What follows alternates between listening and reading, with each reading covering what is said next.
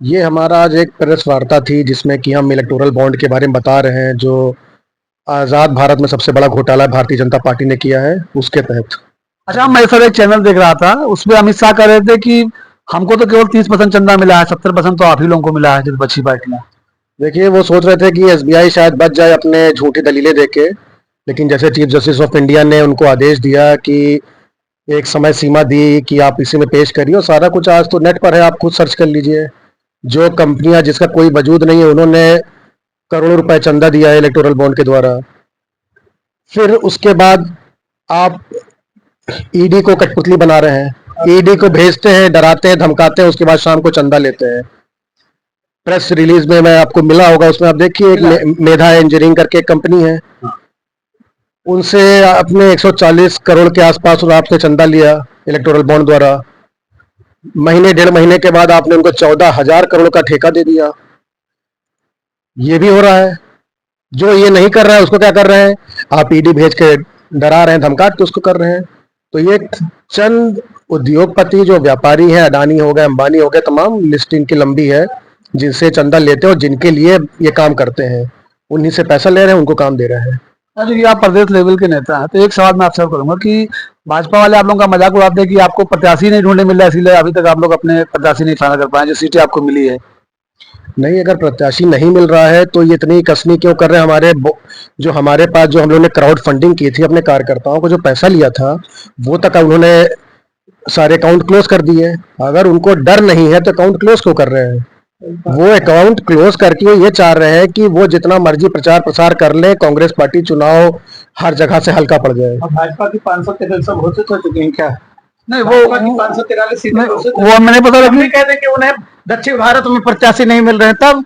अच्छा, चलिए एक और आपसे सवाल करेंगे कि चूंकि आप लोग इसमें मैं बता रहा हूँ आपको कि जो आप बता रहे हैं प्रत्याशी वाली बात की नहीं मिल रहा है, देखिए अभी तक का सबसे लंबा चरणों में चुनाव इस बार का हो रहा है, तो जैसे जैसे डेट आ रही है वैसे वैसे लिस्ट आ रही है। अच्छा, ठीक है ना, क्योंकि इस बार इतना यहाँ पे एक कट्टरता आ गई है कि उससे लड़ने के लिए हमको एक दूसरे के प्रत्याशी देखने पड़ेंगे। तो अच्छा, ये बताइए कि आपकी पार्टी का रणनीति क्या है? जैसे भाजपा की हम लोग जो रणनीति देखे हैं, अभी सर्वे कर रहे हैं, वो राम लहर पे जीतना चाहती है, उसको मुद्दा बना के राम मंदिर को। आप लोगों ने क्या कार्ड उसका ढूंढा है? आपने खुद ही इसका जवाब दे दिया कि वो राम मंदिर के उस पर कर रही है। उसके बाद आपके पब्लिक के, हिंदुस्तान के जनता के जितने मुद्दे बचे हम उस मुद्दों पे चुनाव लड़ रहे हैं। चाहे नेता तो सब बता दें, उनके नेता तो कह रहे हैं कि इस बार रामलला के चरणों में वोट देना है। नहीं, रामलला चरणों में वोट देना है। हिंदुस्तान कहाँ चलेगा, जो बेरोजगारी जो चल रही है वो कहाँ चलेगा, शिक्षित भारत कैसे बनाएंगे, आगे आप कैसे ले जाएंगे, व्यापारियों के चलते आप आगे ले जाएंगे।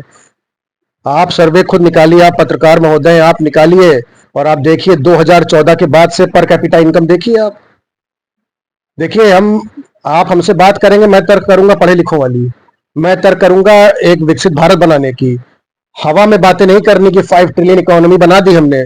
आपने 5 ट्रिलियन इकोनॉमी बना दी, वेरी गुड, लेकिन क्या आपके एक्सपोर्ट ज्यादा है कि इंपोर्ट ज्यादा है? आप सर्च करिए, आपके इंपोर्ट ज्यादा है। कैसे विकसित भारत हो जाएंगे? जब तक आपका एक्सपोर्ट ज्यादा नहीं होगा आप कैसे हो जाएंगे विकसित भारत? कहाँ जा रहे हैं सारे टैक्सेस, कितने टैक्स हो रहे हैं, हर चीज पे आप डबल ट्रिपल टैक्स दे रहे हैं। वो चाहे किसान हो, किसान क्या कर रहा है, एक तो दिन भर खेत में काम कर रहा है, खेत रखा रहा है, खेत रखा रहा है, तार लगवा रहा है, लाइट आ नहीं रही है, इंजन से वो चला रहा है, डीजल कहाँ पहुंच रहा है, सब्जियां कहाँ पहुंच रही हैं। तो आप एक चीज आप बताइए कि किसका, एक चीज आप कुछ बता दिए किसका दाम कम हो रहा है। इतनी महंगाई है, हम तो सारे जो इन्होंने छोड़ दिया, सारे मेन मुद्दे उन्होंने छोड़ दिए, उसी पे हम चुनाव लड़ रहे हैं, उसी पे हम लड़ते आए हैं। जो कांग्रेस पार्टी अपनी है, किसानों की हितैषी पार्टी रही है। हरित क्रांति हो गई, दुग्ध क्रांति हो गई, सब किसानों के लिए लाई गई है ये। ठीक है, धन्यवाद। तो ये राणा जी थे जो बड़ी बेबाकी से अपनी बात रख रहे थे, और इलेक्टोरल बॉल को लेकर जो घोटाला हुआ है उसी का आज ये प्रेस कॉन्फ्रेंस पूरी कमेटी के साथ इन्होंने किया है और अपनी बातें बताइए। धन्यवाद।